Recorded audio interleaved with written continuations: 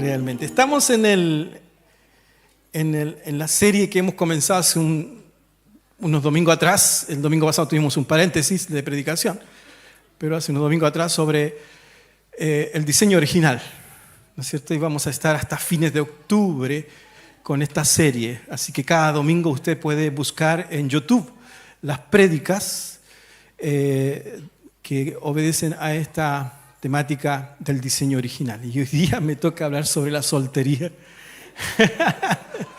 Me toca hablar sobre la soltería. Bueno, la palabra del Señor es rica y es abundante para todo nuestro vivir. Y podemos también escudriñar la Escritura sobre el diseño de Dios para la soltería. Quiero invitarles a que busquen pasaje de la palabra en Génesis capítulo 2, verso 18. Génesis 2, 18. Y en este pasaje que el pastor Israel ya nos predicó hace algunos domingos atrás, quiero centrarme en una expresión que Dios manifiesta y externaliza frente a toda la creación. Y dice, capítulo 2, verso 18, y dijo Jehová Dios, no es bueno que el hombre esté solo. No es bueno que el hombre esté solo. Y hay un punto y coma, y después viene la respuesta. En este caso para Adán, le haré una ayuda idónea. Pero nos vamos a quedar con la lectura que hace Dios del corazón, de la realidad, de la naturaleza de Adán, que no es bueno que el hombre esté solo, y que es un principio para nosotros como seres humanos. Y el otro pasaje está en Primera de Corintios. En Primera de Corintios, en el capítulo 7. Primera de Corintios, capítulo 7, verso 32. Verso 32 de 1 Corintios. Y quiero leer, no en la Reina Valera, sino que en la Nueva Traducción Viviente, para que podamos apreciar un poquito más el contenido. Dice, quisiera que estén libres de las preocupaciones de esta vida. Un soltero puede invertir su tiempo en hacer la obra del Señor y en pensar cómo agradarlo a Él. Y al final, con el verso 35, les digo esto para su propio beneficio, no para imponerles restricciones. Mi deseo es que hagan todo lo que les ayude a servir mejor al Señor con la menor cantidad de distracciones posible. Y el verso 38, de manera que el que da en casamiento hace bien y el que no la da en casamiento hace mejor. Esto en el contexto de Pablo está enseñando sobre las solteras, las doncellas, que manifiesta ahí en el lenguaje, las doncellas, y cuando los padres daban a sus hijas en matrimonio, y dice que al darla está bien, ¿no? Y el no darla por consentimiento propio también, y tal vez mucho mejor.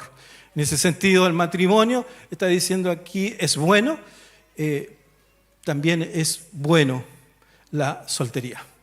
Así que vamos a hablar de estos pasajes de la palabra y vamos a orar en esta hora para que el Señor nos dirija. Padre, gracias por tu amor, por tu bondad y misericordia tan infinita y maravillosa sobre nuestras vidas, y tu Espíritu nos guíe en nuestro corazón, en nuestro entendimiento, a través de tu palabra.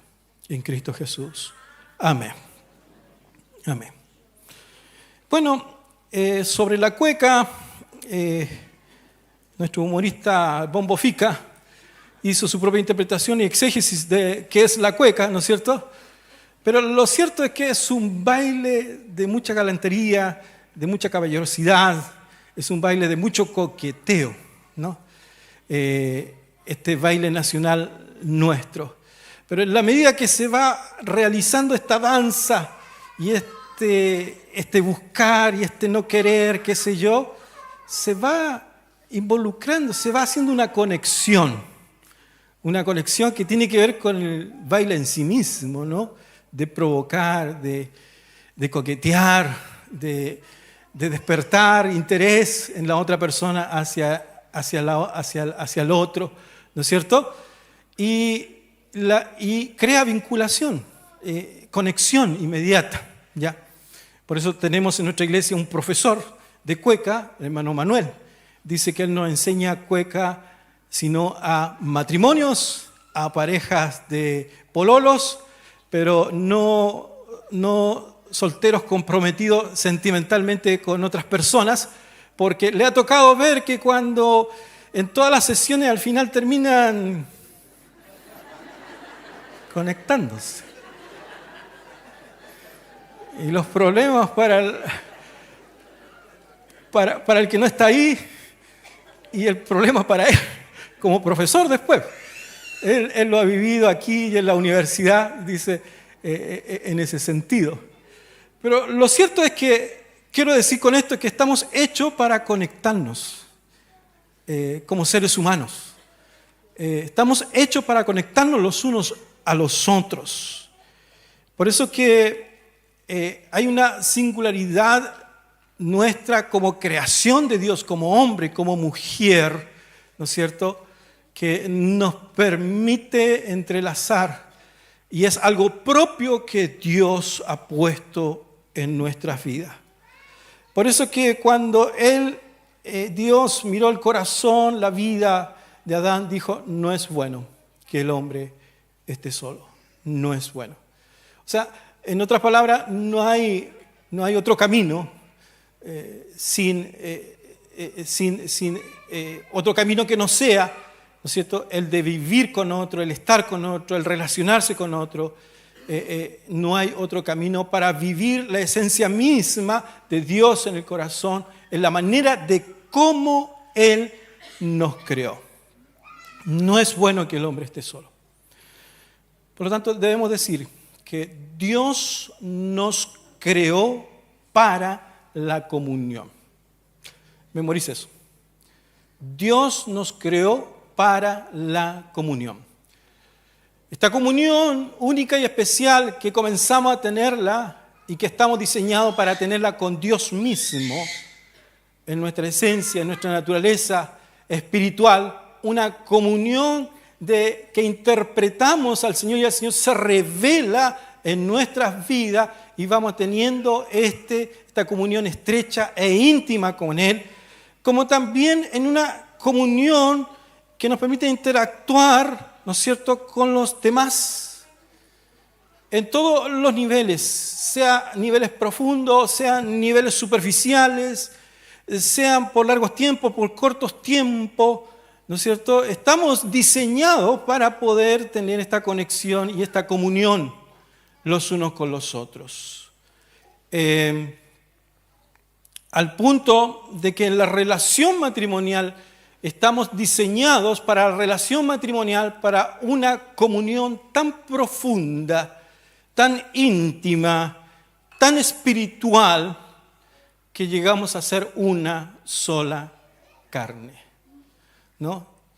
Y es la máxima de lo que significa esta comunión en el matrimonio.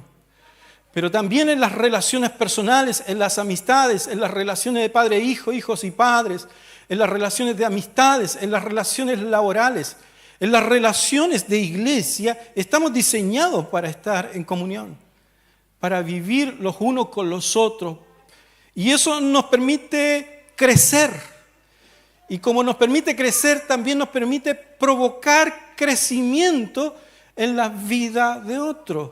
Es interesante que tanto Adán como Eva eran tan completos que podían realizar plenamente el diseño de imagen y semejanza de Dios en toda la gobernabilidad de la creación.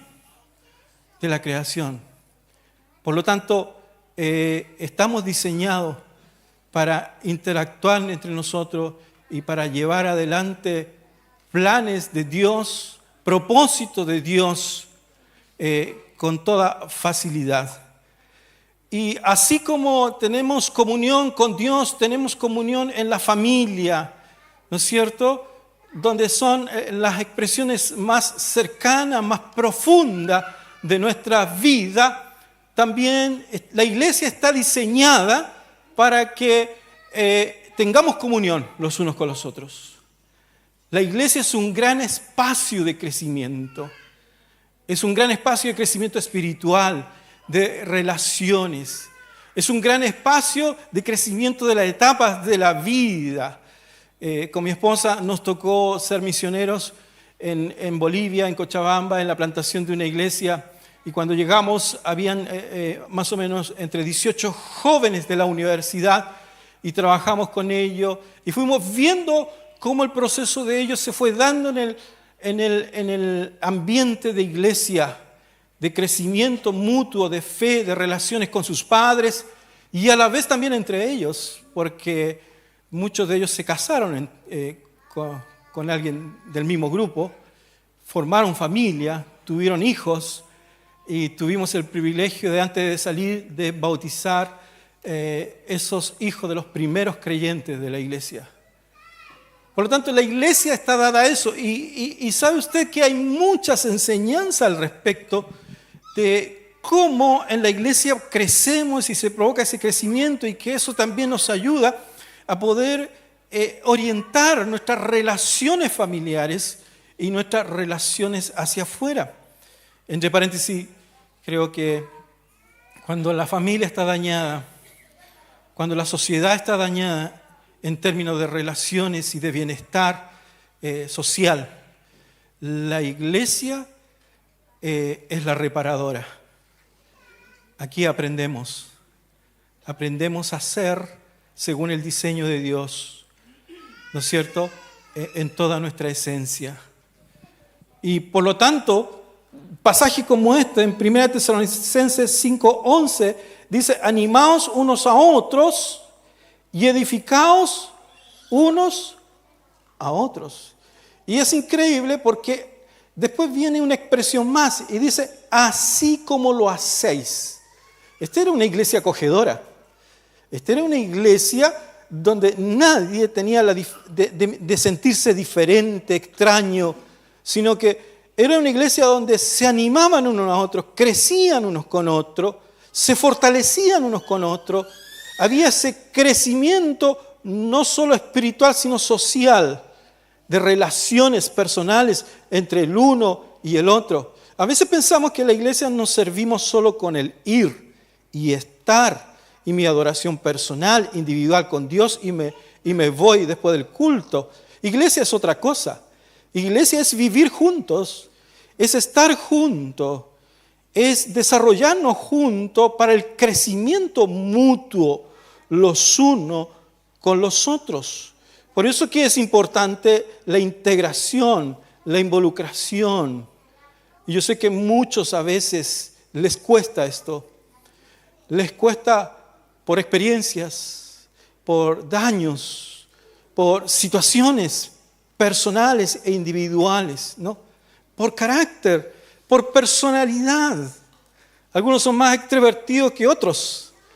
Es increíble que los extrovertidos pueden fácilmente relacionarse y se potencian, ¿no es cierto?, cuando hay gente, cuando está con gente, y cuando están solos, se deprimen. Pero los que somos introvertidos, hemos tenido que tomar herramientas para estar, para saber compartir, para poder vincularnos los unos con los otros y aprender a desarrollar la comunión, el amor dentro de la iglesia. Y cuando estamos solos, estamos felices. Porque así somos. Pero en ambos casos estamos llamados a la comunión. A la comunión estamos llamados. A la comunión y no a la soledad. No al aislamiento. No a la desvinculación. Qué fácil es tomar caminos de arranque, digo yo, cuando algo me incomoda y que yo no quiero. Y a veces gatillados por situaciones en la vida. Y tomamos camino y nos vamos, nos aislamos y no convivimos y no tenemos comunión los unos a los otros. Mire, 2 de Pedro 13:12 dice, incluso dice, saludaos unos a otros con ósculo santo. O sea, la relación en la iglesia tiene que ser tan íntegra, tan pura, pero también tan afectiva, muy afectiva. Yo respeto cuando alguien me estira la mano nomás así, y yo le digo, ya hermano, Dios te bendiga y el Señor te guíe y te fortalezca. Pero disfruto cuando alguien me agarra la mano y me rodea y me aprieta, y yo también lo aprieto. ¿No? Hay una hermana aquí que hace eso. y qué lindo es eso en la pureza del Señor, porque estamos vinculando el amor y la gracia de Dios los unos con los otros. Algunos hemos aprendido aquí a expresarnos, porque este es el espacio para eso. Este es el lugar para eso. Y debe ser la parte donde desarrollamos esa comunión mutua. Jesús dijo esto, y está registrado en Juan 13, 34 y 15, 17, que os améis a tu casa, que os améis a tu auto, que os améis a tu moto. ¿Qué tenemos que amar? Los unos a los otros. La realidad del amor está en la relación de uno con otros. Eso es amor. Yo no puedo amar algo que no me corresponde. Amar a nuestros animales. Apreciamos nuestros animales, pero estamos llamados a amarnos entre tú y yo, mutuamente, entre tu familia, en tu hogar. Estás llamado a amarse. Aun cuando esto a veces es una palabra tan lejana en el hogar, pero aun cuando esté muy lejana esta palabra, esta es una realidad del Espíritu Santo que dice que el amor de Dios ha sido derramado en nuestros corazones por el Espíritu Santo para que vivamos esa plenitud de vida en la familia, en el hogar. Y si tú ves que en tu casa no hay amor, tienes a Dios contigo para tú amar a los tuyos y comenzar a provocar una revolución de amor en tu hogar y en tu familia. Porque esa es la manera como tu vida se va fortaleciendo, va creciendo, va encaminándose en propósito y en la voluntad de Dios. Dentro de los muchos otros pasajes hay uno más que quiero solamente destacar, que es Colosenses 3:13, donde dice, soportándoos unos a otros y perdonándonos unos a otros. Esta es la máxima del amor. Si nos decimos que amamos y nos herimos, nos fallamos, ¿qué es la grandeza del amor de Cristo? Perdonarnos. Perdonarnos, ¿no es cierto? Perdonarnos los unos a los otros, ¿no?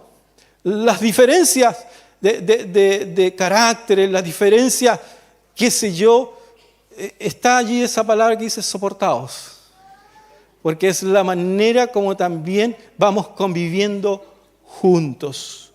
Aquí no hay una iglesia perfecta. Esta iglesia no es una iglesia perfecta, porque esta iglesia está compuesta por seres imperfectos, pero redimidos por la gracia de Dios. Pero nunca vas a encontrar una iglesia adecuada a tu necesidad, porque todos tenemos que caminar buscando el camino de comunión, de crecimiento y de amor mutuo, ¿no? Recuerdo hace muchos años atrás, había una hermana alta, robusta, gordita, y su esposo era delgadito y bajito. Totalmente disparejo. Y siempre se burlaban del esposo de ella, ¿no? Le decían muchas cosas. Y un día ella se para, entre broma y un poco ofuscada, y dice, es lo que yo elegí y es a quien yo amo. ¿no? Las diferencias muchas veces. Hola, papito. Sí, el baño. Sí, por allí está el baño. ¿Alguien te va a llevar? Sí. Alguien que te lleve. Eso, muy bien. Otro pasito más. Eso. Bienísimo. Muy bien. Vamos a aprovechar de tomar un poco de agüita.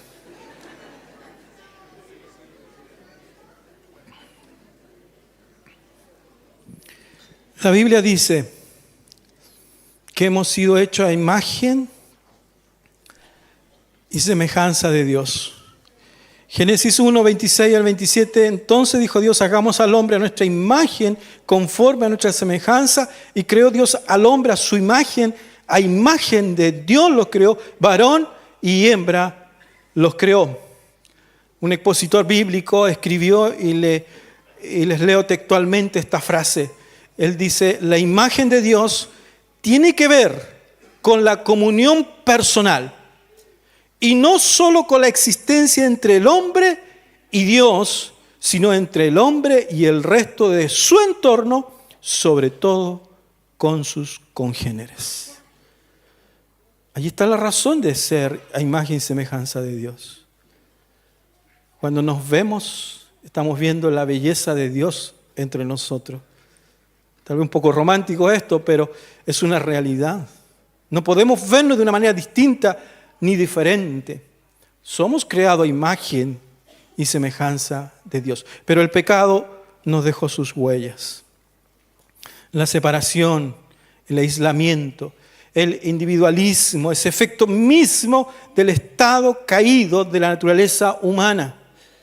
Y el pastor también nos llevó hace unos domingos atrás a Génesis capítulo 3, donde allí está el lado B de la historia, el lado desastroso de la humanidad y las consecuencias de lo que sucede en el capítulo 3 de Génesis y que ha afectado a todo y nos ha afectado a nosotros en nuestras relaciones, por lo cual llevamos una realidad donde se ha quebrantado la honestidad, la codependencia,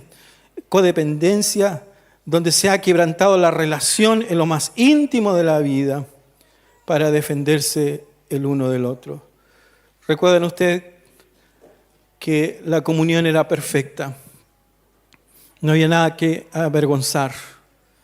Estaban desnudos, dice al final del capítulo 2 de Génesis.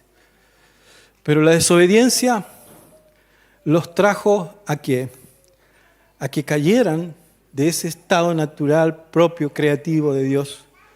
Y al caer se dieron cuenta de su condición e hicieron, dice, su ropaje, se ocultaron del uno al otro con ropaje, hechos, ¿no es cierto? Y se escondieron detrás de lo que Dios había creado, se escondieron de su Creador. Esta capacidad de vergüenza y de miedo que ha nacido por la desobediencia es lo que ha venido afectando toda relación entre nosotros. Y hay consecuencias de aquello que son parte de nuestra vida y que tenemos que aprender a manejarla en los recursos de Dios, en el amor de Dios, en la gracia de Dios para con nosotros. Es el miedo y la vergüenza que viene con nosotros también, descendencias de Adán y Eva, que viene con nosotros es que muchos se aíslan por el miedo y por el dolor. Hay personas que por dolor no quieren nada con nadie. Se aíslan de sus familias, se aíslan de la iglesia, se aíslan incluso hasta de sí mismos porque llegan a cerrar y a endurecer su corazón a Dios. Pero eso es el efecto del pecado en nosotros. Como también hay muchos que se aíslan por la vergüenza, por la culpa, ya que sus conciencias ha dictaminado, ¿no es cierto?, el error que han cometido. Hay hombres y mujeres que les ha costado reponerse por errores en su vida, a levantarse, a tomar un nuevo rumbo Y hay otros que lamentablemente también han tomado decisiones ya de no existir. Eso es efectos del pecado en nuestras vidas. Es el efecto del pecado en la humanidad. Hoy en día el individualismo es una de las máximas expresiones que incluso está definiendo la familia. A tal punto el individualismo está definiendo la familia que la casa es un lugar solo de dormir o de reunirse en cierto momento y tiempo. Y si la familia se reúne, ¿qué sucede? ¿En qué está cada uno? No traje mi celular, pero cada uno está en su celular. Cada uno está en su celular. A tal punto que alguien ha tenido que poner un regla, ¿no es cierto? Hay una abuelita que ha dicho, si me vienen a ver, el celular lo dejan aquí y aquí disfrutamos nuestra relación, ¿no es cierto?, de abuela, nieto, nieto y abuela. Y yo creo que antes tampoco era más efectivo esto. Tal vez antes nuestros padres se aislaban de nosotros y nosotros vivíamos también en esa soledad emocional. Padres que fueron muy ausentes de los hijos por trabajo, por concepción de un machismo, que los hijos allá y yo acá, cosas así por el estilo.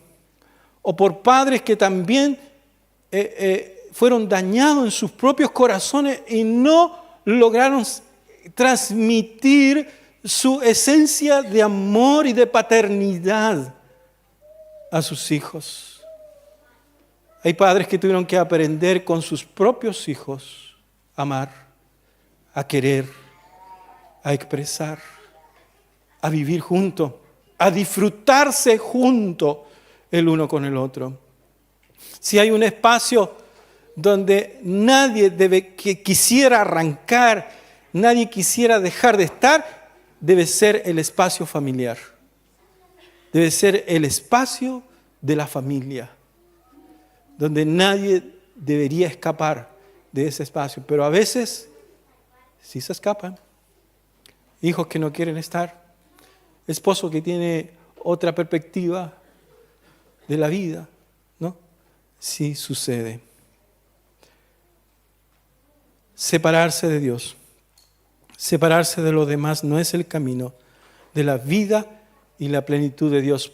Por eso Dios dijo, no es bueno que el hombre esté solo. No es bueno que vayamos por ese camino de aislamiento, ese camino de aislamiento y también de individualismo. Bueno, Dios creó el matrimonio y el diseño de Dios, en primer lugar está el matrimonio y está la sociedad, está la familia, está la comunión vinculante en todos los aspectos, sea como sea, esta conexión que podamos tener, ¿no es cierto? Pero también la Biblia nos habla de la soltería. Y nos habla de la soltería como algo tan propio y natural como el matrimonio, ¿no? Tan propio y natural como el matrimonio. Por lo tanto, en la Biblia, la soltería y el matrimonio son una bendición. Y la Biblia lo muestra así y lo habla así. Y aquí vamos a leer en 1 Corintios los versículos completos del 32 al 35. Solamente leí versos 32 y 35 hace un rato atrás, pero ahora quisiera leer completo. Dice, en la NTV, dice, quisiera que estén libres de las preocupaciones de esta vida. Pablo está aquí aconsejando a los hermanos de la iglesia de Corinto. Un soltero puede invertir su tiempo en hacer la obra del Señor y en pensar cómo agradarlo a Él. Ya aquí tenemos, ¿no es cierto?, un diseño, ya tenemos una perspectiva para la mujer o el hombre que ha de vivir soltero. Pero el casado, dice, tiene que pensar en sus responsabilidades terrenales y en cómo agradar a su esposa. Ajá, esto está difícil.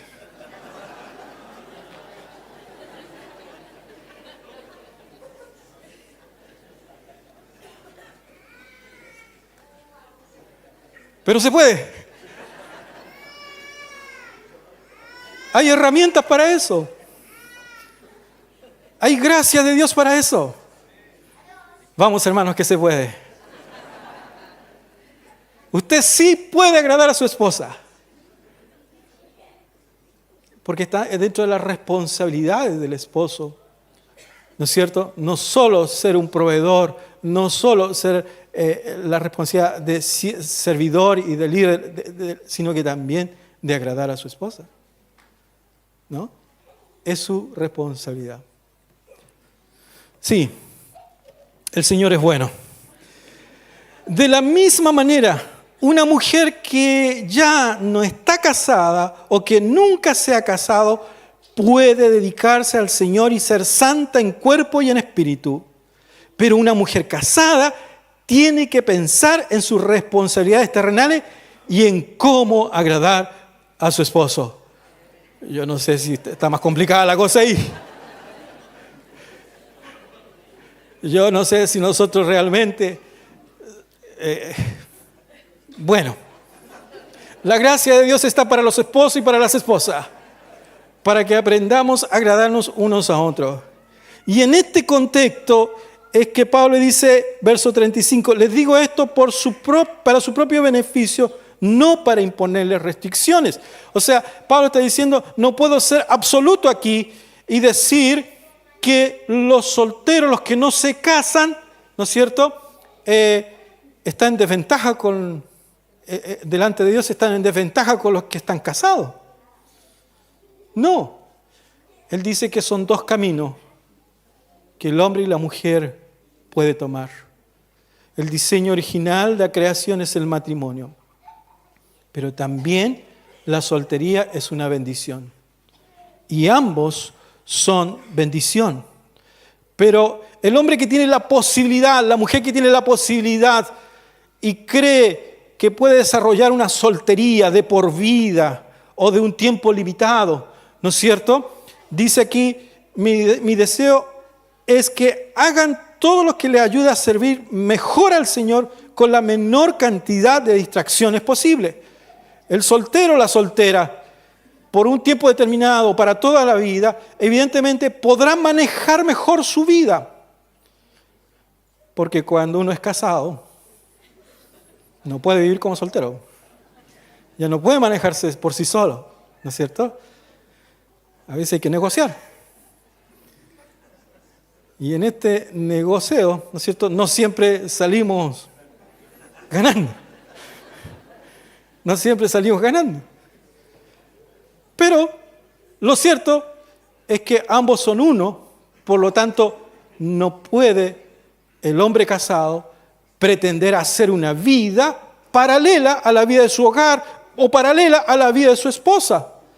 Porque están vinculados el uno al otro en una unidad espiritual tan profunda que Dios espera que ambos puedan caminar juntos en toda voluntad y propósito de Dios.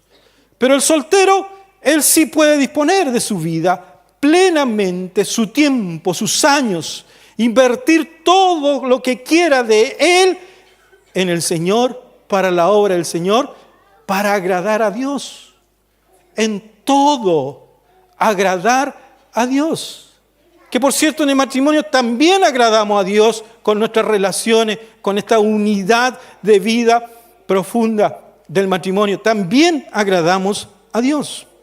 Y el verso 38, de manera que el que da en casamiento hace bien y el que no da casamiento hace mejor, queriendo decir, sí, el matrimonio es bueno, el matrimonio está dentro del diseño de Dios, está en la voluntad de Dios, y el que decide por sí solo vivir una vida de soltería, entonces mejor posibilidades tiene de hacerlo de esa manera.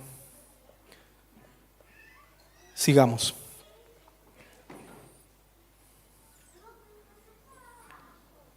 Pregunto, ¿cuál cree usted que fue el estado civil de Jesús?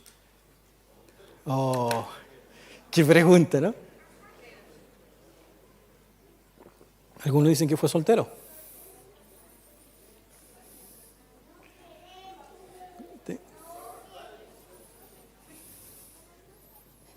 Interesante, ¿no? Bueno, hay tantas películas que hablan de Jesús, pero no del Jesús de la Biblia. ¿No es cierto? Y le dan vida, forma, qué sé yo. Pero quiero decirte que todos los evangelios, todos los escritos del Nuevo Testamento, da evidencia que Jesús fue un hombre soltero. Fue un hombre soltero, que enfocó toda su vida, toda su capacidad, todo su tiempo, toda su energía, exclusivamente a realizar ¿qué? La voluntad del Padre. A realizar la voluntad del Padre. Y también alcanzar la necesidad de otros. ¿Qué etapa de la vida y qué edad tendría Jesús cuando murió por nosotros? 33 años. ¿Y qué etapa de la vida es esa? Tremendamente joven. La plenitud de la juventud. Es la belleza de la juventud. ¿Cuánto tienen 33? ¡Eso!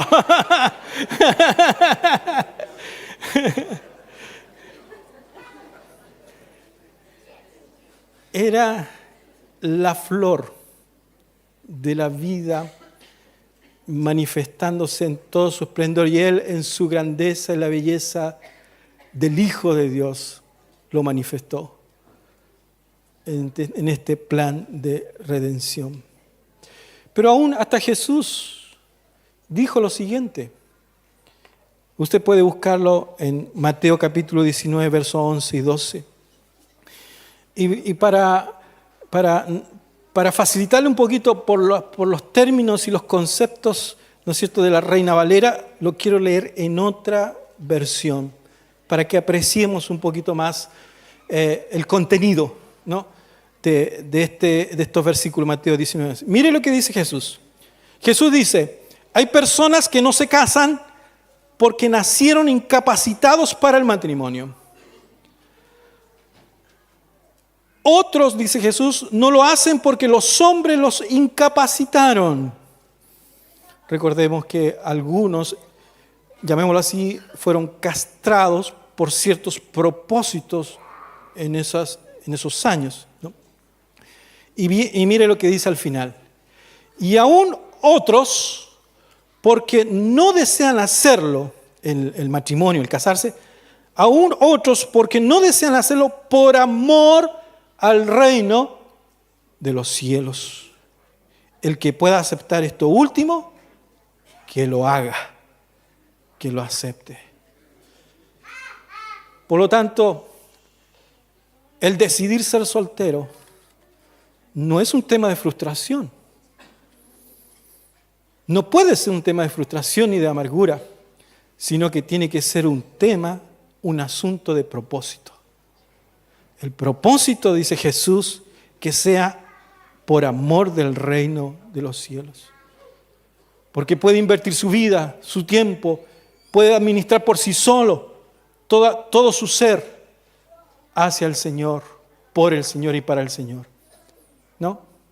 Así que tengamos cuidado, mis hermanos. Cuando de repente nos encontremos con una hermana o con un hermano y sepamos que no se ha casado aún, no le estemos diciendo, te está dejando el tren. Porque no es así. Todo hombre y mujer que desee considerar la soltería es también un camino de bendición para su propia vida, siempre y cuando sea para la causa del reino de Dios. Para la causa del reino de Dios. Por lo tanto, ¿cómo hemos de aprovechar la soltería? Aquí se pone buena la cosa. ¿Cómo aprovechar la soltería?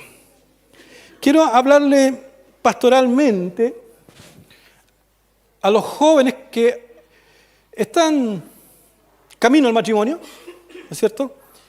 Quiero hablarle también a las personas divorciadas, separadas y viudas, y quiero hablarle también a los padres con hijo en crianza. Partamos por los jóvenes. ¿Cómo tú puedes aprovechar tu soltería antes de casarte? En primer lugar, querido hermano joven, aprovecha este tiempo de tu vida para crecer y profundizar tu fe de manera personal con Jesús en tu vida. Si hay algo por el cual tenemos un camino tan expedito y abierto en nuestra espiritualidad con Dios, es que cada uno puede aprovechar al máximo su relación con Cristo y definir su vida en Cristo Jesús. No pienses que con la vida de otro que es más consagrado a ti, y tal vez pensando que con él o con ella te vas a casar y vas a sostener una vida espiritual consistente, va a ser así. Porque te digo de inmediato que estarás 1000 kilómetros lejos de esa persona. La condición espiritual es algo que uno tiene que definirla y tiene que crecer en ella, desarrollar esa relación íntima con Cristo de tal manera que no dependa de nada ni de nadie. Es usted responsable de su alma. Es usted responsable de su vida espiritual. Ni los pastores somos responsables de lo que usted tiene que hacer con su vida espiritual.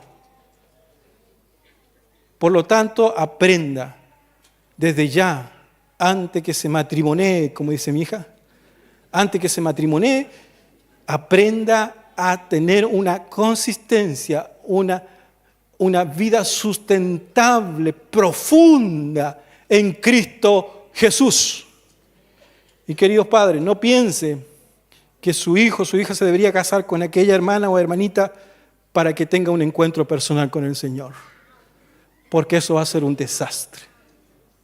Cada joven tiene que aprender a conocer a su Señor, a enriquecer su corazón, su vida profundamente en Cristo, para que cuando llegue al matrimonio, ¿no es cierto?, allí sea una unidad con otra o con otro igual a él. Segundo, orienta tu vida en la vocación divina y edúcate para ello.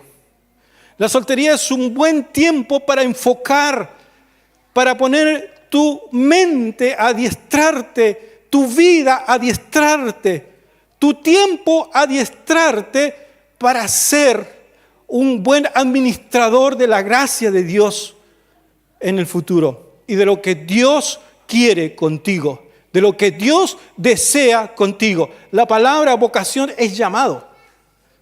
¿Y sabe usted que cuando la Biblia habla de llamado a la vocación, no está refiriéndose a ser un pastor, a ser un misionero, a ser, qué sé yo, un diácono, un líder de la iglesia? ¡Qué lindo es eso!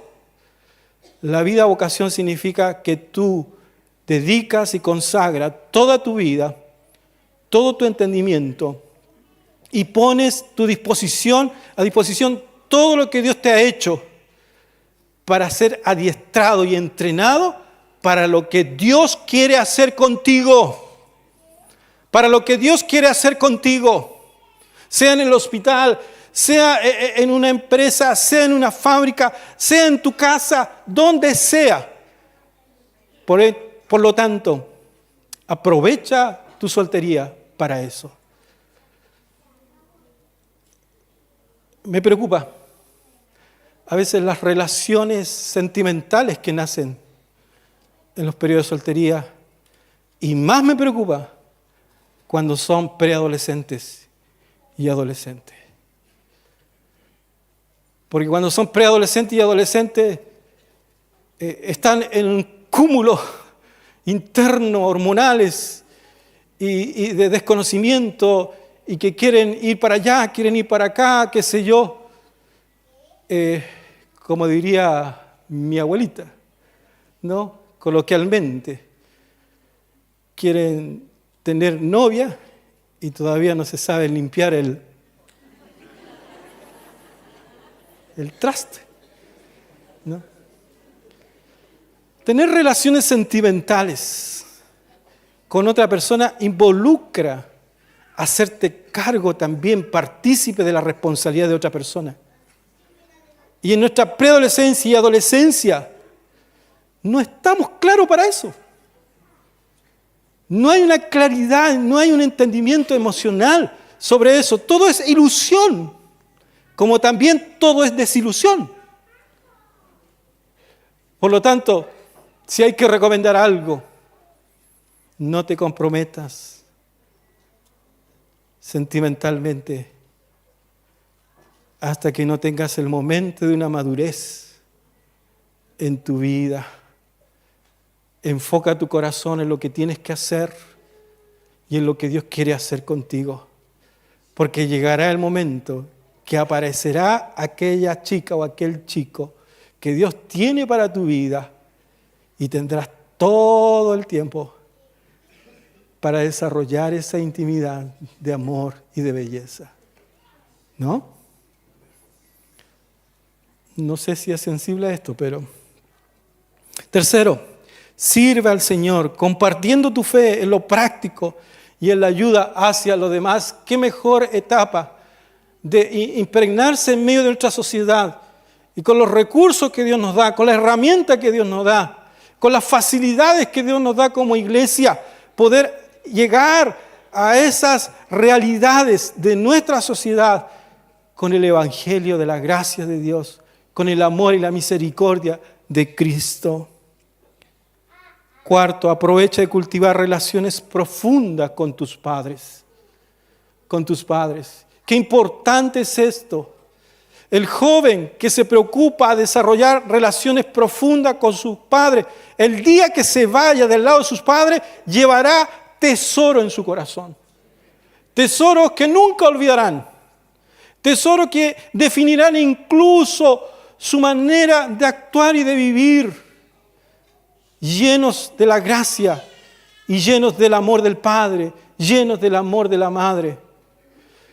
Si tu problema está aquí, en que tienes problemas con tus padres, tienes problemas de relaciones con tus padres, hay situaciones no sanadas con tus padres, hazlo pronto, ya. Busca de la gracia, de la llenura del Espíritu Santo, de la sabiduría de la palabra y ve donde tu Padre subsana, busca redención de Dios en esa relación y comienza a disfrutar tus padres. Para que el día que cuando a ti te toque ser padre, tú le puedas contar a tus hijos, estas cosas hacíamos con mi papá, estas cosas hacíamos con mamá, cuando yo era joven, cuando yo vivía con ellos.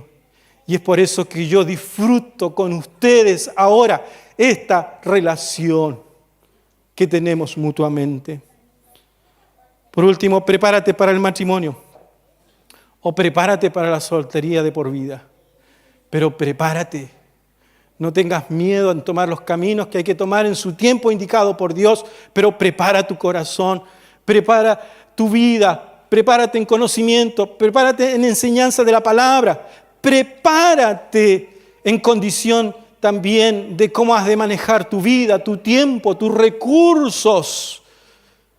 Hermanos, si en esta época, en este tiempo de soltería, no aprendemos a manejar lo económico y te juntas, haces matrimonio con otra persona que tampoco sabe manejar lo económico, eso es un desastre. Si no, pregúntenme a mí.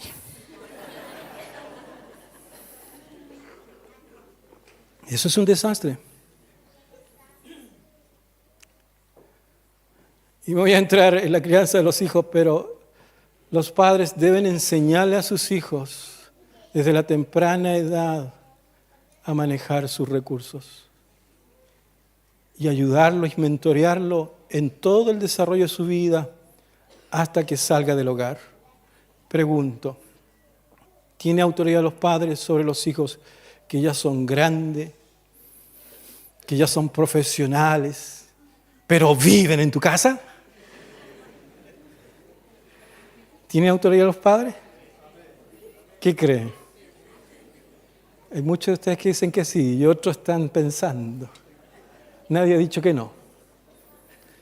Yo creo que sí.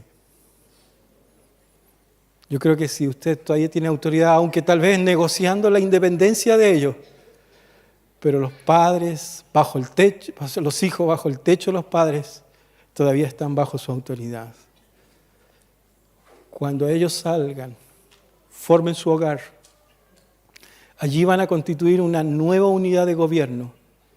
Y allí los padres tienen que liberarlos y decirles, hasta aquí Dios me ha dado autoridad para guiar tu vida. Ahora tú formas tu hogar, tú formas tu nueva unidad de gobierno, yo te libero, yo sigo siendo tu padre, pero ya no bajo mi autoridad.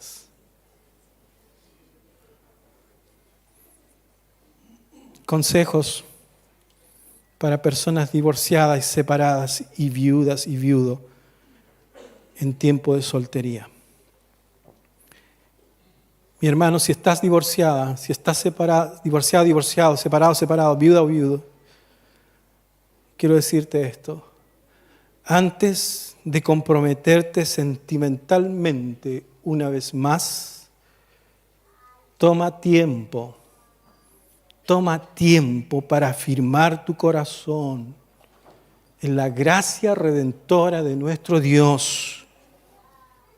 Y si es necesario tiempo de restauración, toma también ese tiempo de restauración.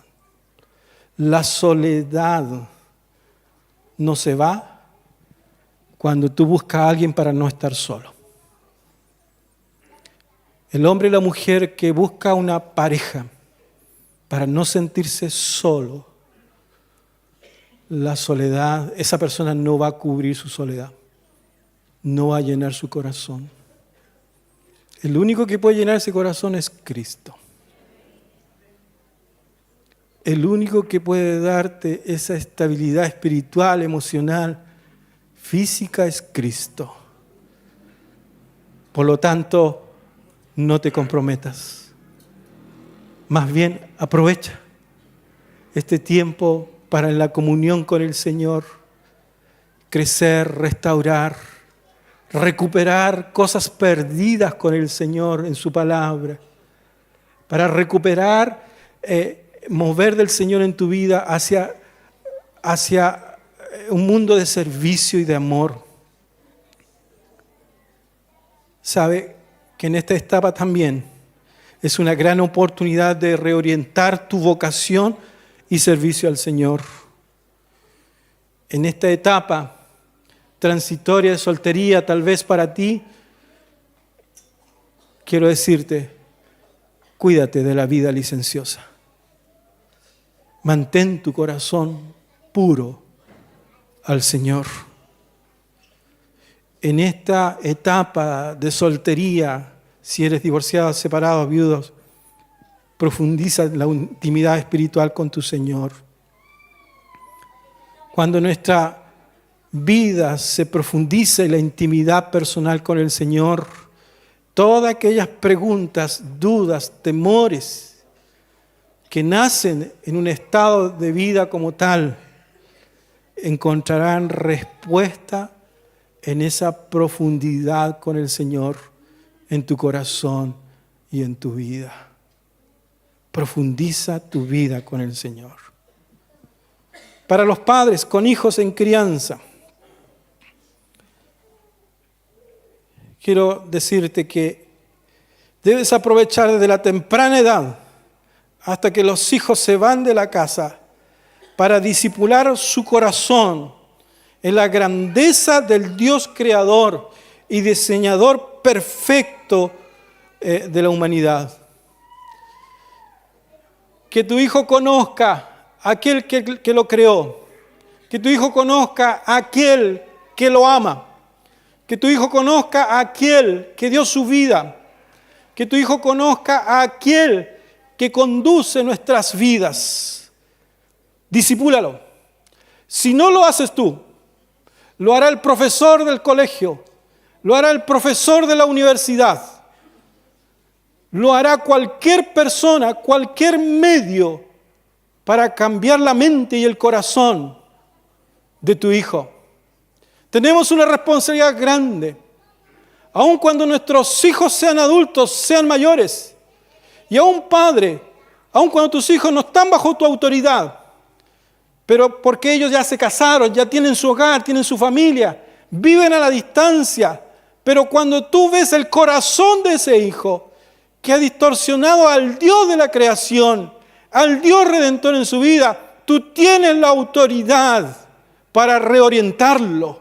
Tú tienes la autoridad para encaminarlo una vez más, porque no puede perder esa gracia divina. Tú tienes esa autoridad. Pero mientras están contigo, discipúlalo. Enséñale a desarrollar un encuentro espiritual profundo con Jesús, nuestro Señor y Salvador. Reafirma la identidad de tu hijo en el diseño divino para su vida. Nuestra sociedad hoy es como un disco. ¿Usted ha hecho comida en el disco? ¿Qué le echa? De todo. Nuestra sociedad es como un disco. Tiene de todo. Y cada vez le ponen más elementos. Nuestros hijos están viviendo en ese caldo de cultivo para sus vidas y que lo están llamando a hacer todo o nada y a perder la identidad que Dios le ha dado, a perder el rumbo que Dios le ha dado.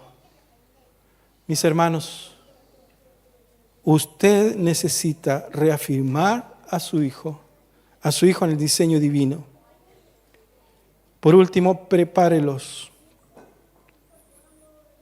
para que busquen el propósito de su Dios en su vida, ya sea en la soltería o ya sea en el matrimonio. Termino con esto, mis hermanos.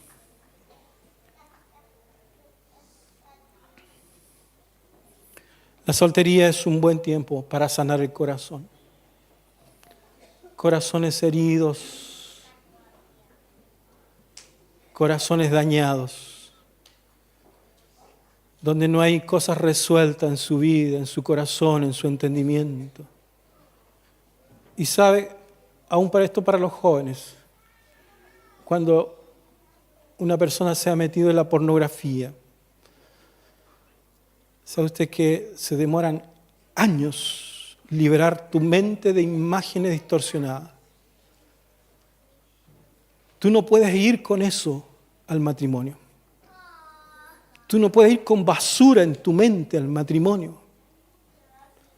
Tú no puedes ir herido a tu matrimonio pensando que la persona que va a estar a tu lado te va a ayudar a superar aquello. No puedes. Tienes que procurar la sanidad de Cristo, encaminarte la sanidad de Cristo, porque a veces la sanidad de Cristo también es un proceso en el desarrollo de nuestra vida. Pero no pensar que la persona te va a ayudar a sanar el corazón. El único que sana el corazón es Cristo Jesús. Lo segundo, si estás soltero, desarrolla la santidad en toda tu manera de vivir.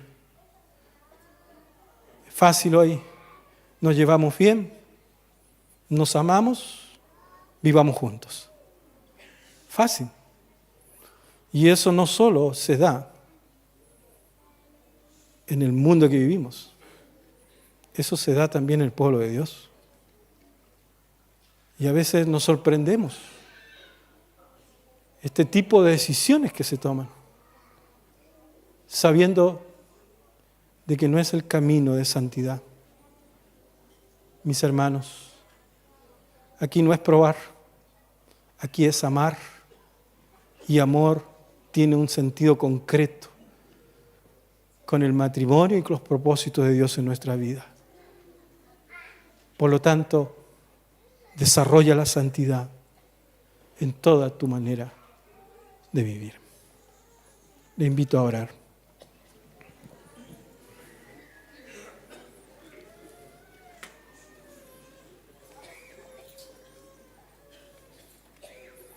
Lo que el Señor ha hablado a tu corazón, a tu vida, es lo que el Señor quiere orientarte a ti. Y si en estos temas, durante esta serie, necesitas hablar, primero habla con el Señor. Abre tu corazón al Señor. En segundo lugar, si eres hijo o hija, busca a tus padres. Abre tu corazón a tus padres. Busca la sabiduría que Dios da a los padres. No menosprecies el consejo de tus padres. A veces también hay padres que tal vez no tienen mucho conocimiento de la Escritura, pero lo que tienen, Dios le ha dado entendimiento y sabiduría. En tercer lugar, busca un pastor, busca un hermano de la iglesia y abre tu corazón. Y así iremos ayudándote a caminar en el Señor. Padre, bendice tu palabra.